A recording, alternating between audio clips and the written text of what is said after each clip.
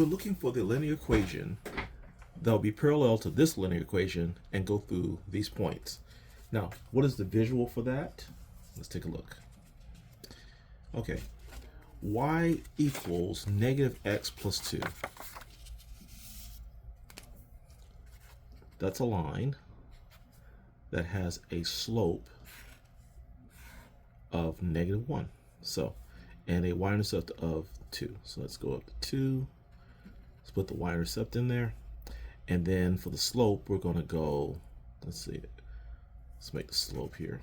It's negative 1, which basically means down 1 over 1. So down 1 over 1, down 1 over 1. This would be the line here for y equals negative x plus 2. Now, negative 4, 3, that point is located back here. 1, 2, 3, 4. And then up 3. 1, 2, 3. Right there.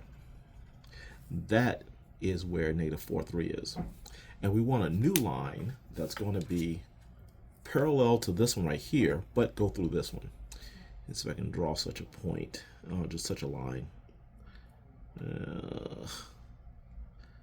Okay, that's good.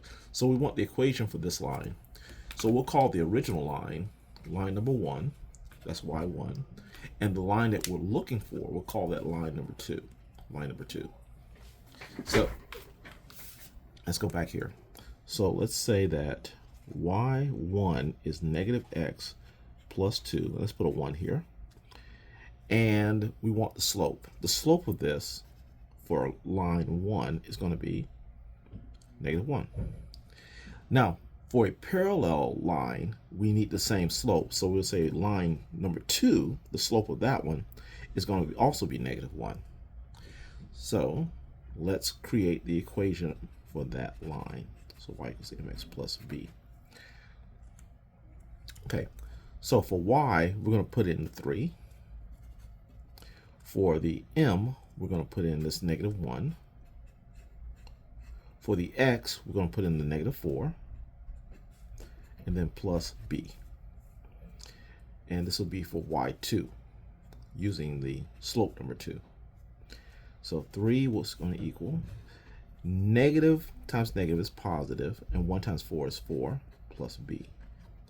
Now, to get rid of the positive 4, we'll use a negative 4 and then a negative 4 here. And these two combine to become a negative 1. That's going to equal, these two are eliminated, and you have b. So b is negative 1. So we have a slope and we have an intercept.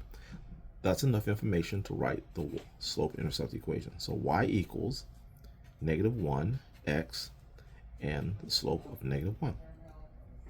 Okay, let's do that again. And that's kind of the equation that we just drew here. I just didn't have it low enough, but for negative 1. But that's the equation of the red line. Okay, so once again, the first equation, y1, is negative 2/3 x plus 2. The slope of y1 is going to be negative 2/3. The equation that we're going to create has to have a slope of, this is the second slope for the second equation, has to have also negative 2/3. Okay, so let's start creating y2. y2 equals mx plus b, and guess this is the second slope here. So the second equation is going to use y of negative 5. The slope is going to be negative 2/3 from this one right here. And then the x is going to be from right here, which is 6, and then plus b.